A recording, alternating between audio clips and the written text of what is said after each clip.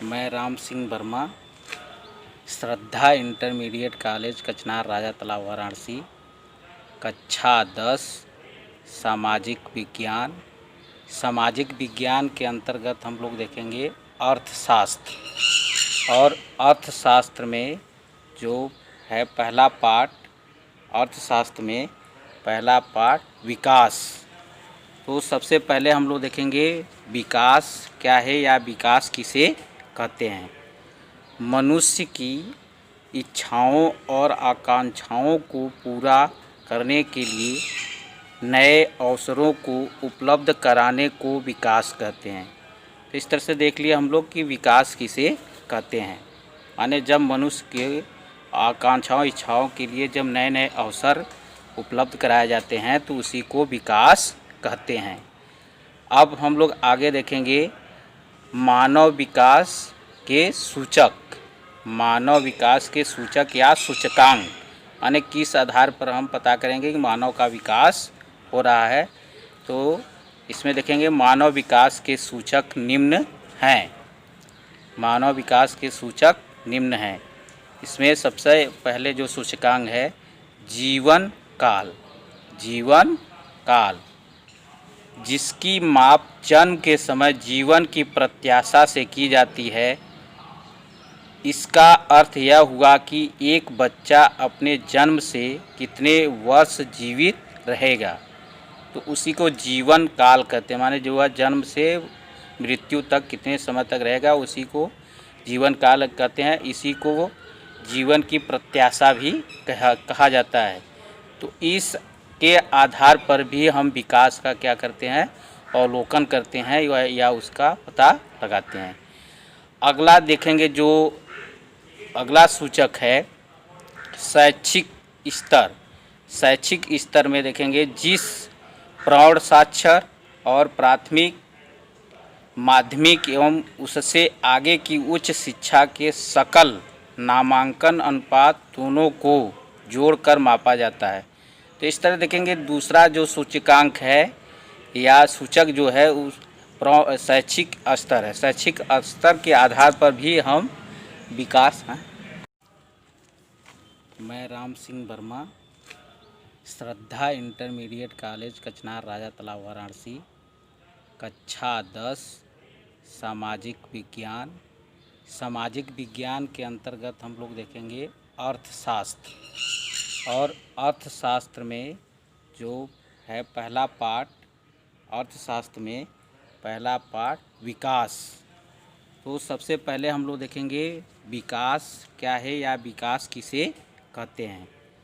मनुष्य की इच्छाओं और आकांक्षाओं को पूरा करने के लिए नए अवसरों को उपलब्ध कराने को विकास कहते हैं।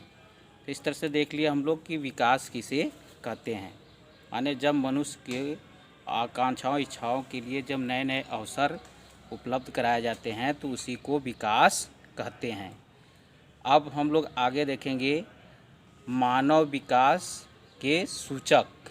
मानव विकास के सूचक या सूचकांक यानी किस आधार पर हम पता करेंगे कि मानव का विकास हो रहा है। तो इसमें देखेंगे मानव विकास के सूचक निम्न हैं। मानव विकास के सूचक निम्न हैं। इसमें सबसे पहले जो सूचकांक है जीवन काल। जीवन काल जिसकी माप जन्म के समय जीवन की प्रत्याशा से की जाती है।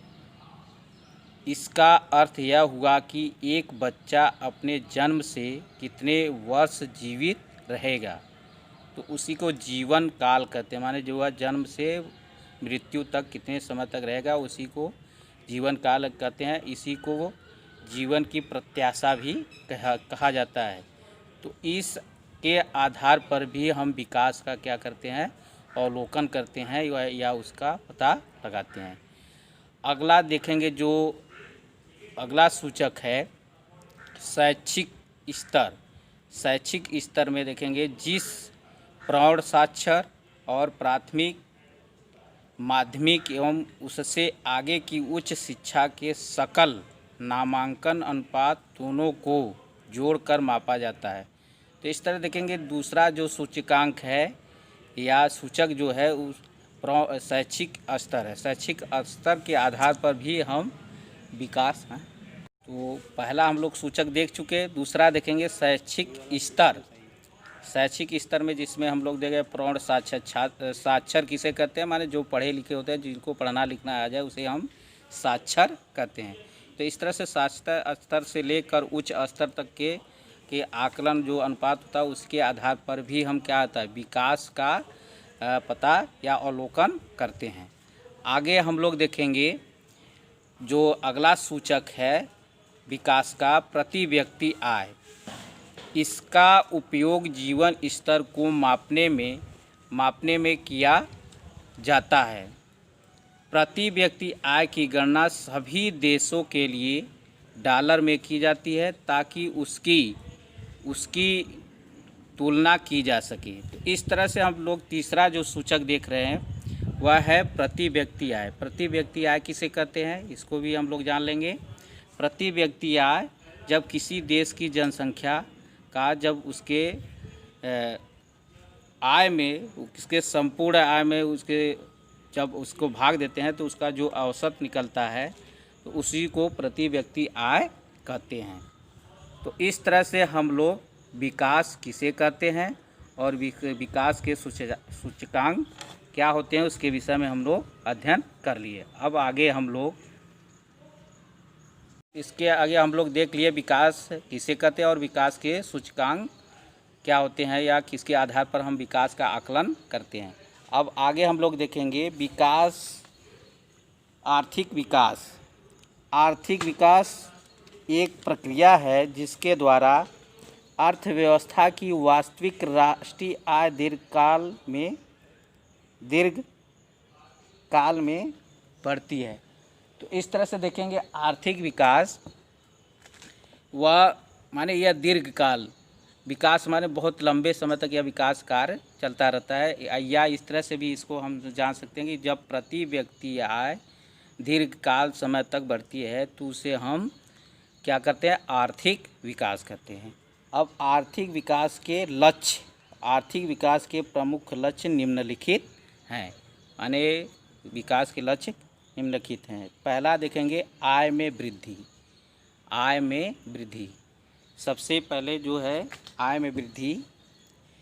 विकास का सबसे प्रमुख लक्ष्य आय में वृद्धि करना है। इसमें राष्ट्रीय आय तथा प्रति व्यक्ति आय दोनों में वृद्धि के लक्ष्य को शामिल किया जाता है। तो इस तरह से देखेंगे हम आय में वृद्धि। आय में वृद्धि विकास का सबसे प्रमुख लक्ष्य आय में वृद्धि करना है। इसमें राष्ट्रीय आय तथा प्रति व्यक्ति आय दोनों में वृद्धि के लक्ष्य को शामिल किया जाता है। देखेंगे विकास का प्रमुख लक्ष्य होता है कि प्रति व्यक्ति आय को भी बढ़ाना। जब प्रति व्यक्ति आय बढ़ेगा तभी राष्ट्रीय आय बढ़ेगा। तो इस तरह से इसका प्रमुख लक्ष्य होता है आय में वृद्धि करना। दूसरा देखेंगे हम लोग शैक्षणिक विकास। शैक्षणिक विकास शिक्षित व्यक्ति अधिक कार्यकुशल एवं उत्पादक होता है, अतः विकास के अंतर्गत देश में शैक्षणिक सुविधाओं का विकास महत्वपूर्ण लक्ष्य है। तो विकास का अगला जो लक्ष्य है शैक्षणिक विकास करना। माने देखेंगे जब व्यक्ति शिक्षित होता है, कार्यकुशल होता है तो वह अधिक से अधिक उत्पादन करता है। तो इसलिए विकास का प्रमुख दूसरा लक्ष्य होता है कि शैक्षणिक सुविधाओं का विकास करना। अगला देखेंगे स्वास्थ्य सुविधाओं का विस्तार। स्वास्थ्य सुविधाओं का विस्तार विकास का अगला जो लक्ष्य है स्वास्थ्य सुविधाओं का विस्तार करना। देश में स्वास्थ्य सुविधाओं का पर्याप्त विकास एवं विस्तार करना विकास का प्रमुख लक्ष्य है। स्वास्थ्य सुविधाओं के विस्तार से देश में उत्पादन एवं आय पर अनुकूल प्रभाव पड़ेगा। तो इस तरह से देखेंगे जो अगला हम विकास के लक्ष्य को देखेंगे स्वास्थ्य सुविधाओं का विस्तार करना। इसमें जब स्वास्थ्य सुविधाओं का विकास करेंगे जिससे व्यक्ति स्वस्थ रहेगा, जब स्वस्थ रहेगा तभी वह कार्य में उसका सही ढंग से वह कार्य को करेगा और जिससे कि आर्थिक विकास होगा। तो इस तरह से यह सब विकास के लक्ष्य हैं। पहला हम लोग आय की वृद्धि देख लिए, शैक्षणिक विकास करना, स्वास्थ्य सुविधाओं का विस्तार करना, और अगला हम लोग देखेंगे सार्वजनिक सुविधाओं का विस्तार करना।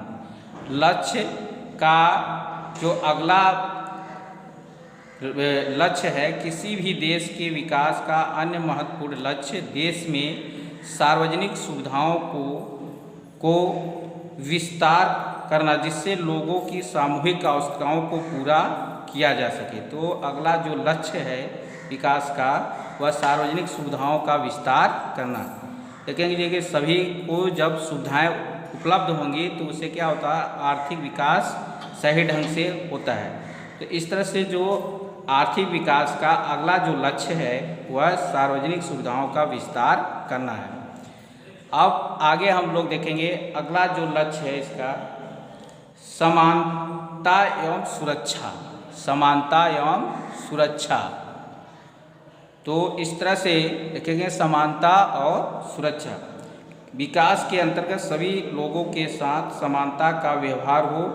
इसके अतिरिक्त विकास में देश अथवा राज्य में निवास करने वाले सभी लोग अपने आप को सुरक्षित समझें। तो विकास का कहना होता है कि जो सभी के साथ समानता का व्यवहार करना और उनकी सुरक्षा की व्यवस्था भी करना, जिससे कि वह सभी अपने आप को देश में सुरक्षित करें। तो इस तरह से हम लोग विकास के लक्ष्य को देख लिए। अगले टॉपिक पर हम लोग चलेंगे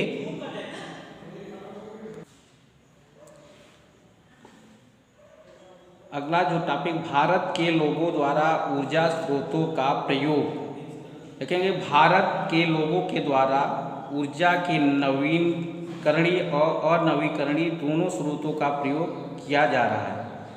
तो इसमें देखेंगे नवीकरणीय और अनवीकरणीय। नवीकरणीय यानी जिसको हम पुनः प्राप्त कर सकते हैं उसे हम नवीकरणीय ऊर्जा के स्रोत कहेंगे।